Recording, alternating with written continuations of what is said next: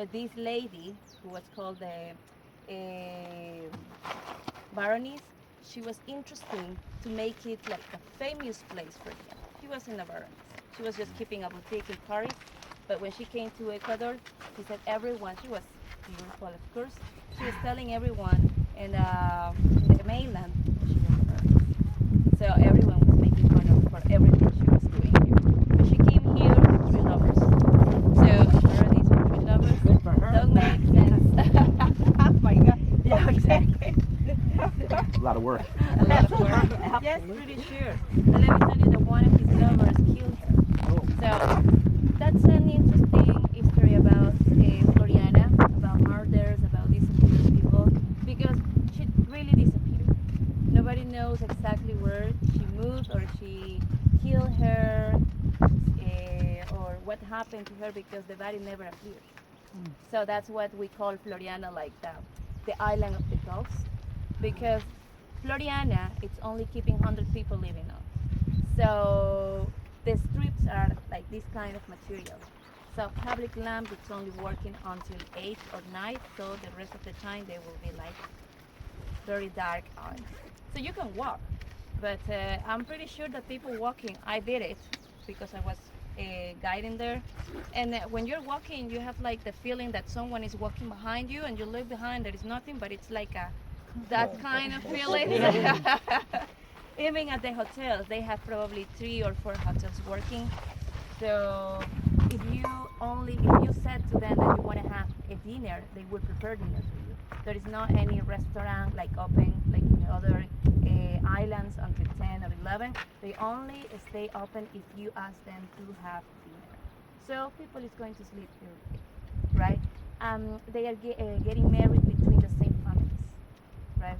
Interesting. So 100 people living on. Really good. I think so that it will be like a peaceful island. But at some point it's too peaceful for me. So look behind, we have a flycatcher flying. We went just a little way.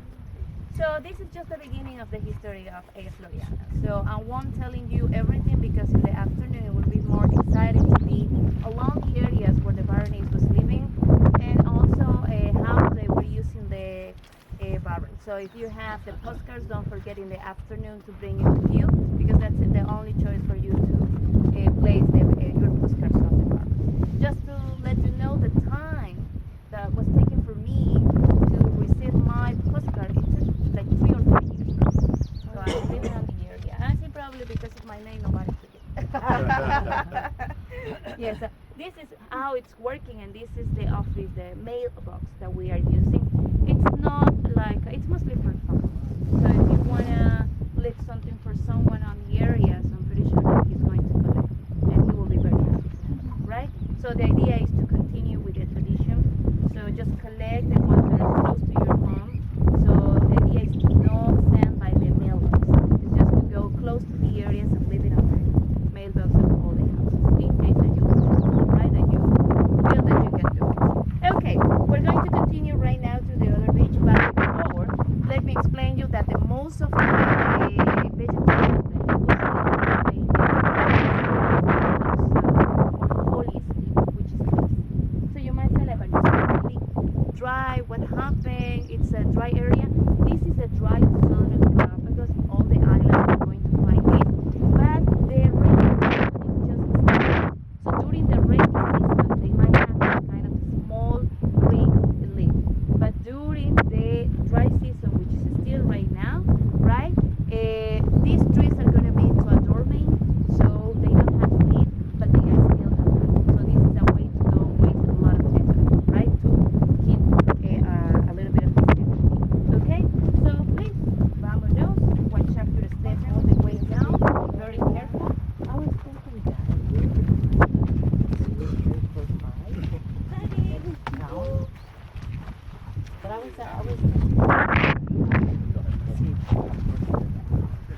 Hey, how many going funny days no behind you? I invited for I did it maybe after you moved out of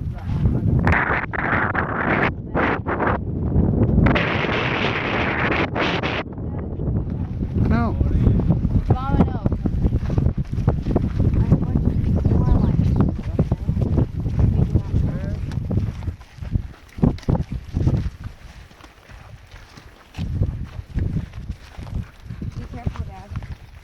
Okay, Zoe. You be careful too, okay? Hold on slow. I don't want you to slip. I'm holding her so I can get her anymore.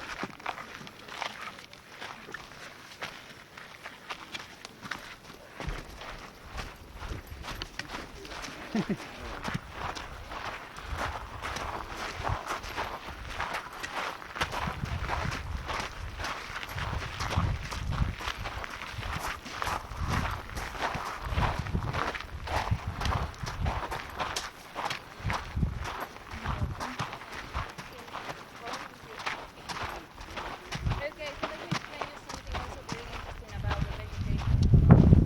At the beginning, when these seeds came with the birds and the winds, or coming here with the winds, what happened here?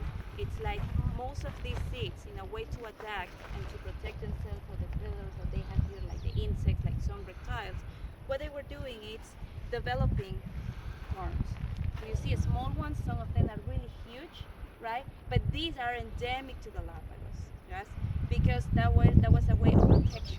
I protect myself to have all these insects or all these reptiles killing, devastating, right? That's the reason that most of the plants in Galapagos are keeping that. Because at the beginning, they don't find at this kind of soil. They found lava fields, barren lava fields to survive. We don't have like too much rain, so they were absorbing the nutrients of those lava fields and the small portion of rain that they got it during that time. So for that reason, these kind of shrubs are no huge like other trees, right? They are kind of smaller, but they are alive, right? So also they develop sometimes like a kind of yellow and white flowers. Those are endemic to the Galapagos. When you see any other colorful flower, those are ornamental, so it means that they were introduced. Introduced means that also they came with the birds.